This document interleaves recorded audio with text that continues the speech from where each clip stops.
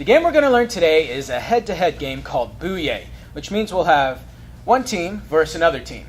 Basically, you're going to be telling a story one statement at a time. This team right here will start with the positive side of the story, and this team right here will start with the negative side of the story. So when this team is going, they must say something that is positive, and they'll get a big yay from the audience, hopefully. And then this team will say something negative that will get a boo from the audience. And if they should not get any reaction, or not as a big reaction from the audience for what they're choosing to aim for what they're aiming for, then the host will go ahead and blow them out, and they'll actually rotate, so the next person in line will come to the front, and they'll switch who has positive and who has negative. Let's see how it's played. Okay. Your suggestion is Timmy and the magical car. Players, are you ready? Yes! Tweet! Begin. Timmy won the lottery and he bought a magical car with his winnings. Yay! The magical car would only work if you knew the secret passcode, which he didn't. Boo! But he was a crack code breaker and he was able to quickly figure out the code. Yay! The code told him that he only had 3 days to live. Boo! Tweet! That was kind of weak. Okay, let's go ahead and switch. All right, so now you will be positive, and this team will be negative. Okay? Players, are you ready? Yes! Tweet! Begin. Timmy found out that the car didn't need gasoline at all. Yay! And he found out that when it ran, it sounded like rocks, and so it disturbed all of the neighbors when he could find the fuel that he needed. Tweet! She ran a little long and got a little tongue-tied, so she's out of there. Let's rotate. Okay, so now you will be positive, you'll be negative. Players, are you ready? Yes! Sweet! Timmy was thrilled that the car was his favorite color, purple. Yay! But then there was acid rain, and it washed it to a sick blue. Boo! But Timmy knew that his aunt owned a body shop where he could repaint it and add sparkles. Yay! Sweet! All right, that's not really exciting for a guy to drive a car with sparkles. So now you see how the game is played. Some hints for making the game a little more interesting. You're always going to want to remember that you're telling a story, so you want to try and advance how the story is moving along with each turn that you have, each statement that you say. You don't want to just negate what the previous person said.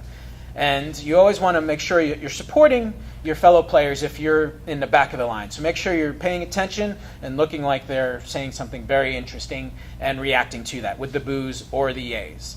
And that is the game of Boo-Yah. Good job. What's with that? What?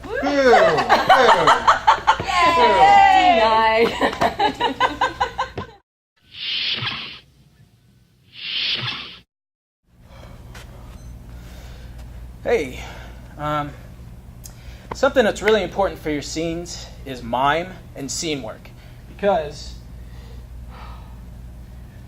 in improv, you're generally never going to have props.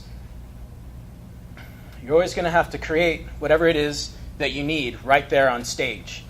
And so you're going to do that through mime. And miming pretty much is just creating something out of nothing. It's an imaginary object that you bring into the scene. So if somebody happens to be pushing something really heavy and sets it up in the middle of the stage, it's always going to be there unless somebody actually moves it off. Because the audience sees it and acknowledges that it's there.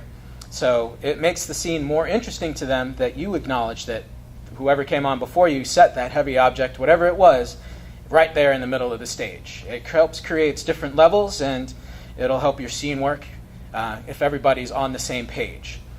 So that's why mime and scene work are very important.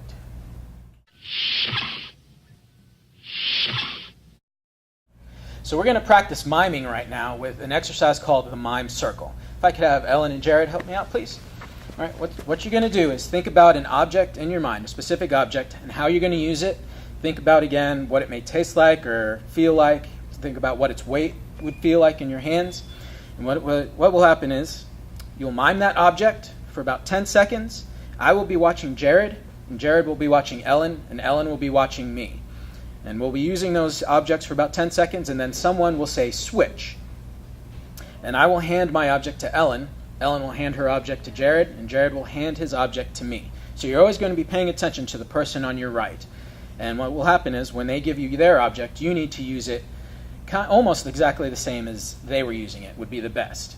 And it's almost like a game of telephone. You want to see if you can get your object back to you once you're done playing this game. Okay, so let's go ahead and start, guys. Do you have your objects in your mind? Got it. Yes. All right, here we go. Start.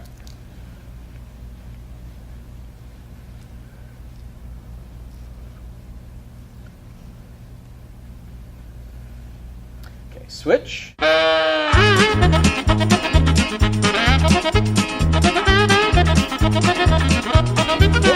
Stop. Now we should have our original objects back. Let's see, Jared, what were you doing? I was originally brushing my teeth. Okay, I did get a toothbrush. Do you remember getting one? Yes, I did. All right. I was eating a banana. Did you guys each eat a banana? I ate a banana. I ate a banana. Okay. And I was painting. Okay. I I do saw that. remember I painting was also. painting. Good job. Good job.